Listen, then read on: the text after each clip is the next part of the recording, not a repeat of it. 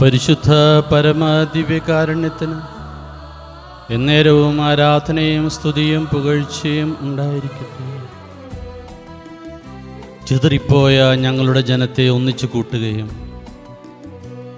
വിജാതീയരുടെ ഇടയിൽ അടിമകളായി തീർന്നവരെ സ്വതന്ത്രരാക്കുകയും ചെയ്യണമേ. നിന്ദിതരെയും പുറന്തള്ളപ്പെട്ടവരെയും കടാക്ഷിക്കണമേ. അവിടുന്നാണ് ഞങ്ങളുടെ ദൈവമെന്ന് വിജാതീയർ അറിയാനിടയാകട്ടെ. മോശ പറഞ്ഞിട്ടുള്ളതുപോലെ അങ്ങയുടെ ജനത്തെ വിശുദ്ധ സ്ഥലത്ത് നട്ടുവളർത്തണമേ. മക്കബായരുടെ 2-ാം പുസ്തകം 1-ാം അധ്യായം 27-29 വാക്യങ്ങളിലൂടെ നെഹമിയ പ്രവാചകന്റെ പ്രാർത്ഥന നമുക്കും പ്രാർത്ഥിക്കാം. ചിതറിപ്പോയ ഇസ്രായേൽ ജനത്തെ ഒരുമിച്ച് കൂട്ടാനുള്ള നിമിഷങ്ങളിലേക്ക് നവീകരിക്കപ്പെട്ട ദേവാലയവും ബലിപീഠവും ഒരുങ്ങവേ സൂക്ഷിച്ചു വെച്ച അഗ്നി അവിടെ ജ്വലിക്കുമ്പോഴുള്ള ഈ പ്രാർത്ഥന നമ്മുടെയും ജീവിതത്തിൽ മുഴങ്ങട്ടെ. അങ്ങയുടെ ജനത്തെ വിശുദ്ധ സ്ഥലത്ത് നട്ടുവളർത്തണമേ എന്ന് ആവർത്തിച്ച് പ്രാർത്ഥിക്കുക. Hallelujah, hallelujah. ഈശോയെ, ഞങ്ങളുടെ ജീവിതത്തിൽ ചിതറിക്കപ്പെട്ട നിമിഷങ്ങളുണ്ട്. ഞങ്ങളിലെ അവിടുത്തെ അഗ്നി പ്രവാചക ദൗത്യങ്ങൾ കാത്തു സൂക്ഷിച്ചിട്ടുണ്ട്. ഇസ്രായേൽ ജനം ചിതറിക്കപ്പെട്ടപ്പോൾ നെഹമിയ പ്രവാചകൻ ആവശ്യപ്പെട്ടതനുസരിച്ച് ഭക്തരായ പുരോഹിതർ സൂക്ഷിച്ചു വെച്ച അഗ്നി പ്രവാസത്തിന് ശേഷം നവീകരിച്ച ബലിപീഠത്തിൽ വീണ്ടും കത്തിയപ്പോൾ അതിൽ പ്രവർത്തിച്ച നെഹമിയ പ്രവാചകനെ പോലെ, അഗ്നി കാത്തു സൂക്ഷിച്ച ഭക്തരായ പുരോഹിതരെ പോലെ നല്ല പ്രവാചക ദൗത്യമുള്ള അവിടുത്തെ മക്കളെയും ഭക്തരായ പുരോഹിതരെയും ഓർത്ത് നന്ദി പറയുന്നു. വളരെ കൊല്ലങ്ങൾക്ക് ശേഷം ദൈവകൃപയാൽ പേർഷ്യ രാജാവ് നിയോഗിച്ച നെഹമിയ പുരോഹിതന്മാർ ഒളിച്ചു സൂക്ഷിച്ച അഗ്നി എടുത്തുകൊണ്ട് വരാൻ അവരുടെ പിൻഗാമികളോട് നിർദ്ദേശിച്ചു. അവർ മടങ്ങി വന്ന് അഗ്നി കണ്ടെത്തിയില്ലെന്നും എന്നാൽ ഒരു കൊഴുത്ത ദ്രാവകം കണ്ടെന്നും അറിയിച്ചു. അത് കോരിക്കൊണ്ടുവരാൻ നെഹമിയ ആജ്ഞാപിച്ചു. ബലിവസ്തുക്കൾ ഒരുക്കുമ്പോൾ വിറകിന്മേലും ബലിവസ്തുവിന്മേലും ആ ദ്രാവകം തളിക്കാൻ പുരോഹിതന്മാരോട് അവൻ നിർദ്ദേശിച്ചു.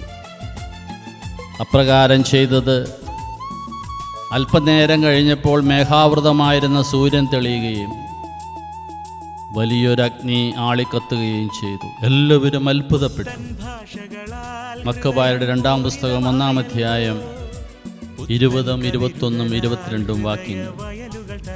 Hallelujah, hallelujah. അഗ്നി രൂപം മാറിയാൽ കാത്തു സൂക്ഷിക്കപ്പെട്ടവ വിവേചിച്ചറിയാനുള്ള കൃപ ഞങ്ങൾക്ക് നൽകണമേ ദൈവമേ.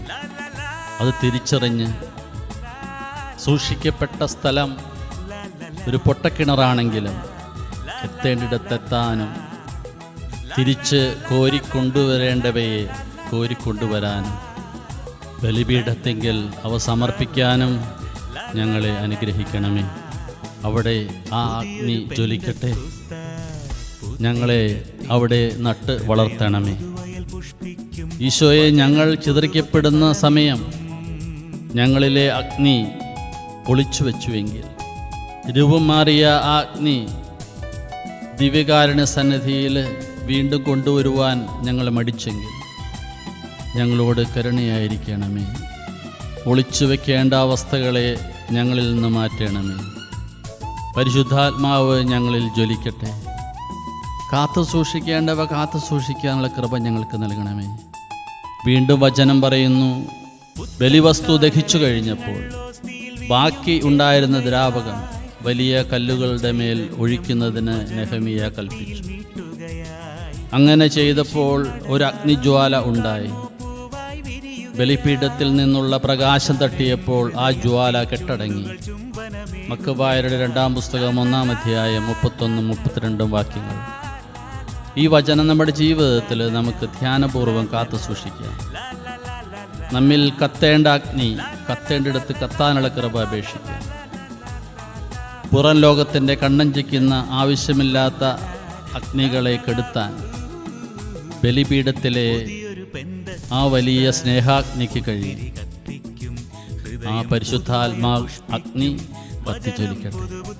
വീണ്ടും വചനത്തിൽ നാം കാണുന്നു, പേർഷ്യ രാജാവ് വസ്തുതകളെപ്പറ്റി അന്വേഷിക്കുകയും ആ സ്ഥലം വിശുദ്ധമായി പ്രഖ്യാപിച്ച് ചുറ്റും മതിൽ കെട്ടുകയും ചെയ്തു.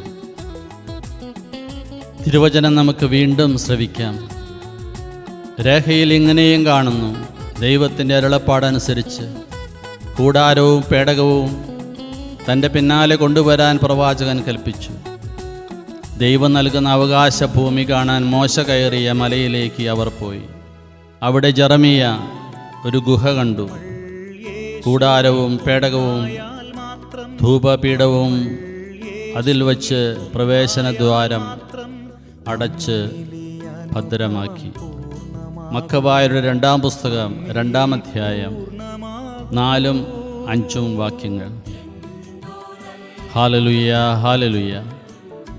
ചിതറുന്ന സമയങ്ങളിൽ ജെറമിയ പ്രവാചകനെ പോലെ, ഭക്തരായ പുരോഹിതരെ പോലെ, നെഹമിയ പ്രവാചകനെ പോലെ ദൈവ ആഹ്വാനത്താൽ അവിടുത്തെ കൃപകൾ കാത്തു സൂക്ഷിക്കേണ്ട വ്യക്തികളെ അവിടെ നിന്ന് നൽകുന്നു.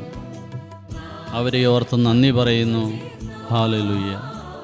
കർത്താവേ, ഈ കൃപയിൽ കാത്തു സൂക്ഷിക്കേണ്ടവ അവിടെ നിന്ന് കാത്തു സൂക്ഷിക്കുന്നു. അവ കണ്ടെത്താനും ബലിപീഠത്തിൽ നട്ടുവളർത്താനും സ്നേഹാത്ഭുതം അനുഭവിച്ച് ആശ്ചര്യപ്പെടാനും പറ്റിയ കൃപ, അനുഭവിച്ച് ആശ്ചര്യപ്പെടാനും ആവശ്യമായ കൃപ അവിടെ നിന്ന് ഞങ്ങൾക്ക് നൽകുന്നുണ്ടല്ലോ. അവ ഞങ്ങൾ സ്വീകരിക്കുന്നു. എല്ലാ ഭരണാധികാരികളെയും സമർപ്പിച്ച് പ്രാർത്ഥിക്കാം. വചനം ഇങ്ങനെ പറയുന്നു, പേർഷ്യ രാജാവ് വസ്തുതകളെപ്പറ്റി അന്വേഷിക്കുകയും ആ സ്ഥലം വിശുദ്ധമായി പ്രഖ്യാപിക്കുകയും ചുറ്റും മതിൽ കെട്ടുകയും ചെയ്തു.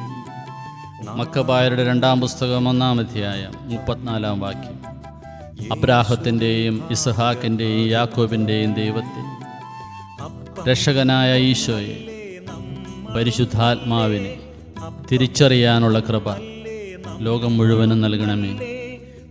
പവിത്രമായ ഇടങ്ങൾ തിരിച്ചറിഞ്ഞ് പരിശുദ്ധ ഇടങ്ങൾ കാത്തു സൂക്ഷിക്കുന്ന, ദൈവത്തിൻ്റെ ആഹ്വാനങ്ങൾ തിരിച്ചറിയുന്ന, അവിടുത്തെ സ്വരം കേൾക്കുന്ന ഭരണം എന്നുമുണ്ടാകാൻ ഞങ്ങളുടെ ദേശത്തെ ആശീർവദിക്കണമേ.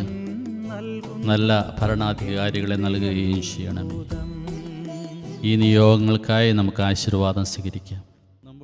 നമ്മുടെ കർത്താവ് ഈശോ മിശിഹായുടെ കൃപയും പിതാവായ ദൈവത്തിൻ്റെ സ്നേഹവും പരിശുദ്ധാത്മാവിൻ്റെ സഹവാസവും കുർബാനയുടെ അമ്മയും ആദ്യസക്രാരിയുമായ പരിശുദ്ധ കന്യാമറിയത്തിൻ്റെ വിമല ഹൃദയം വഴി നമ്മിൽ നിറയട്ടെ.